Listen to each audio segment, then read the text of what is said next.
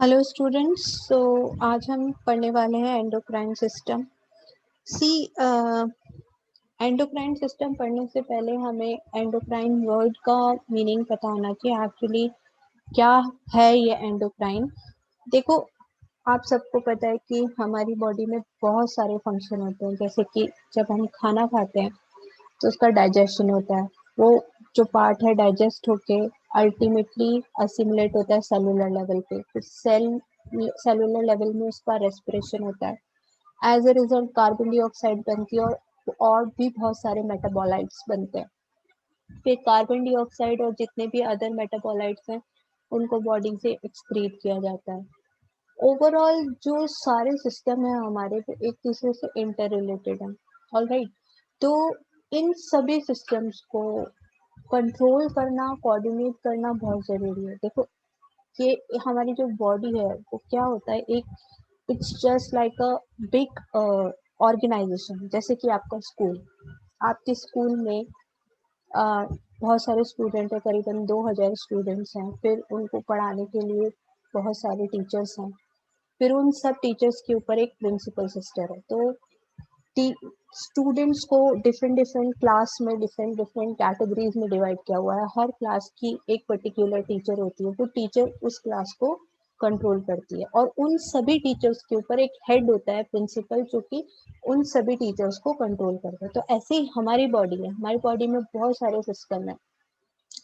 हमारी बॉडी में reproductive system है, डाइजेस्टिव सिस्टम है, रेस्पिरेटरी सिस्टम है, स्केलेटल सिस्टम है, मस्कुलर सिस्टम है।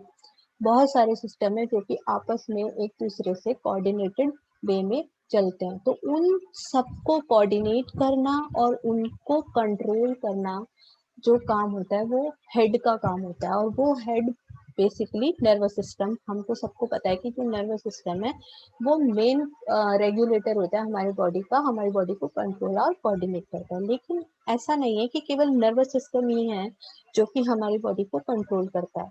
हमारी बॉडी में अल्टीमेटली जो भी वर्क होता है वो सेलुलर लेवल पे हो रहा है। तो सेल में कैसे वो कंट्रोल सिग्नल पहुंचता है, वो कंट्रोल सिग्नल पहुंचने के कई सारे तरीके होते हैं। जैसे कि एक तरीका होता है एंडोक्राइन, जिसके बारे में हम आज पढ़ने वाले हैं। एपोक्राइन, जक्स्टाक्राइन, एक्सोक्राइन, ये कुछ तरीके हैं जो कि सेल सिग्नलिंग के हैं, जो कि सेलुलर लेवल पे सेल को कंट्रोल करने के काम आता है। सेल को बताने के कि हाँ, आपको ये काम अभी करना है। सेल को कौन डायरेक्ट करेगा कि सेल को इस पर्टिकुलर मोमेंट पे क्या करना है? तो उसके लिए सेल को सिग्नल्स मिलते हैं और वो सिग्नलिंग का जो तरीका है वो है एंडोक्राइन।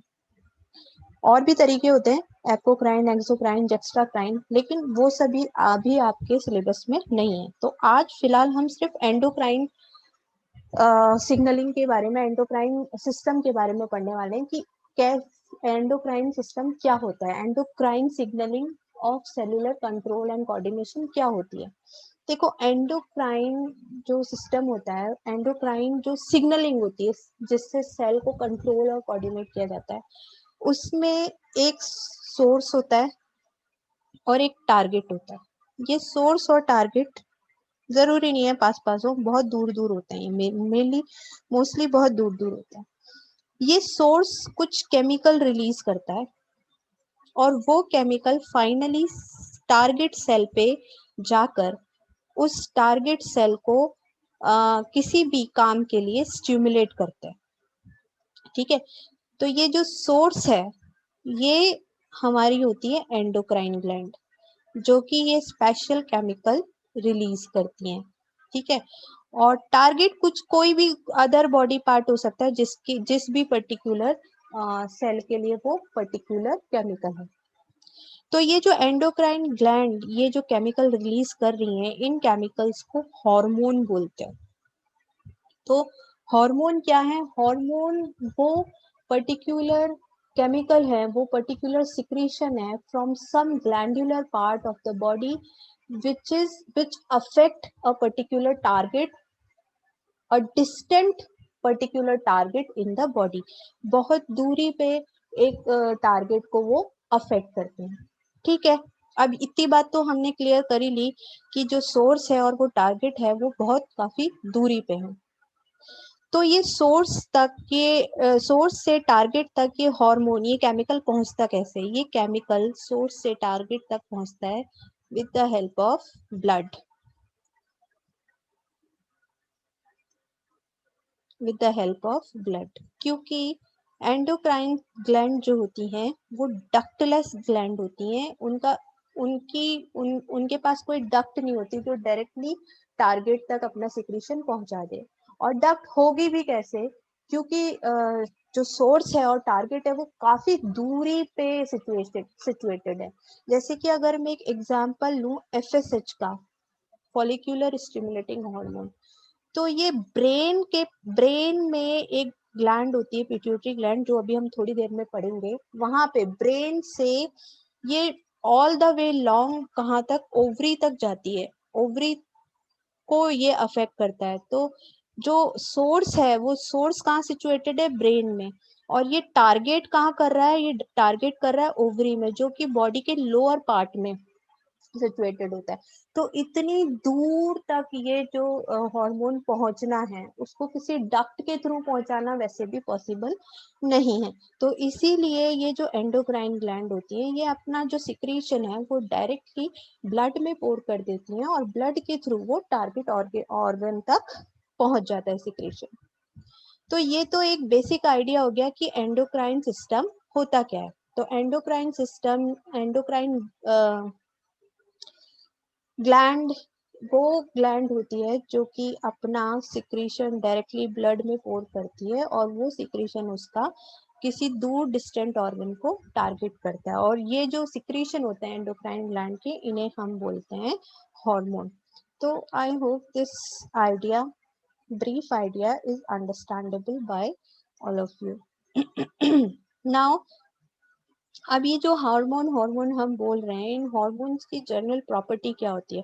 तो सबसे पहली प्रॉपर्टी तो अभी हमने देख ही ली कि ये डायरेक्टली पोर्ड होते हैं ब्लड में, इनको डायरेक्टली ब्लड में पोर किया जाता है, क्योंकि ब्लड वैसे भी पूरी बॉडी में सर्कुलेट होता है।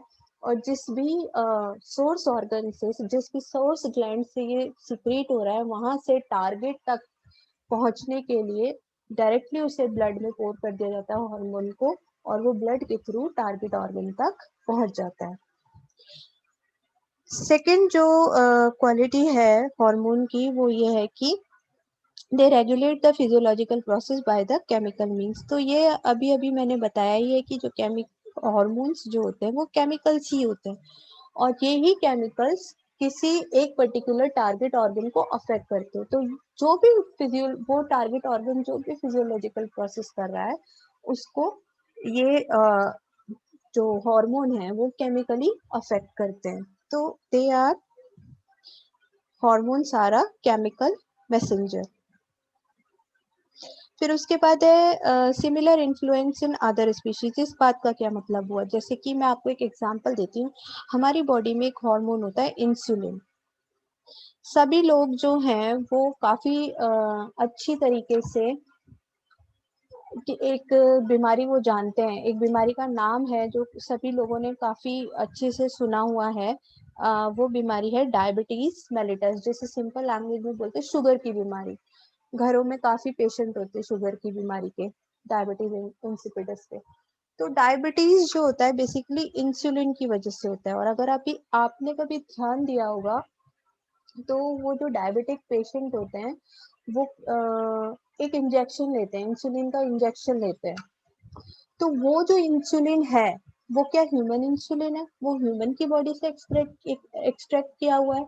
वो इंसुलिन कैसे बना?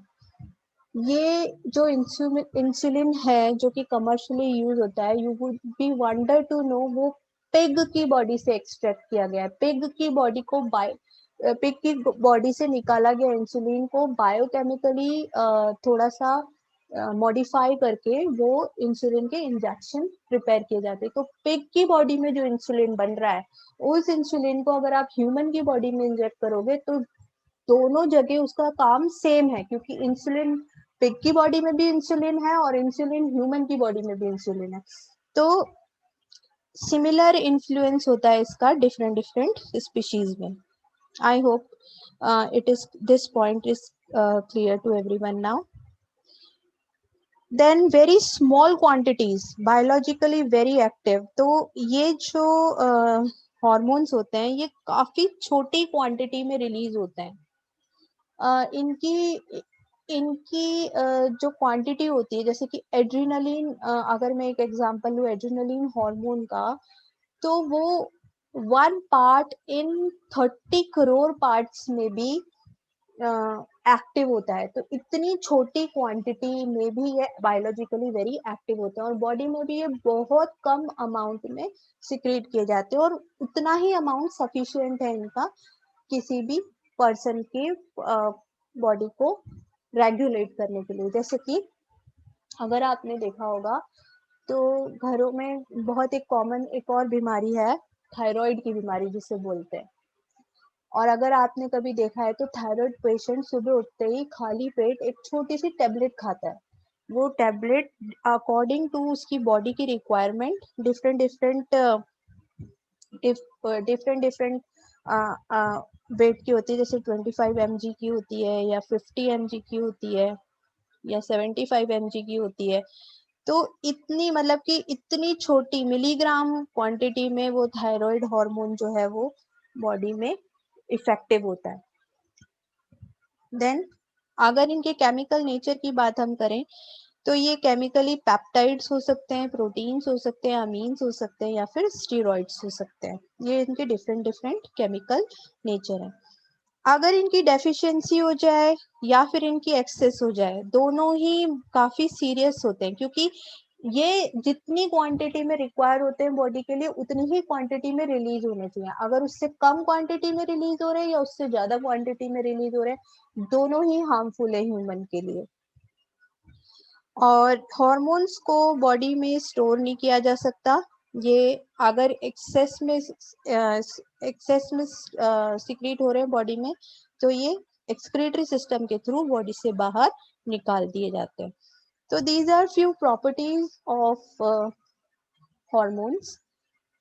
उसके बाद हम अगर एंडोक्राइन ग्लैंड्स की बात करें कि बॉडी में कितनी एंडोक्राइन ग्लैंड्स होती हैं, तो तुम्हारे सिलेबस में सिर्फ 4 एंडोक्राइन ग्लैंड हैं, pituitary, thyroid, adrenal and pancreas. तो हम एक एक ग्लैंड के बारे में एक एक करके बात करेंगे.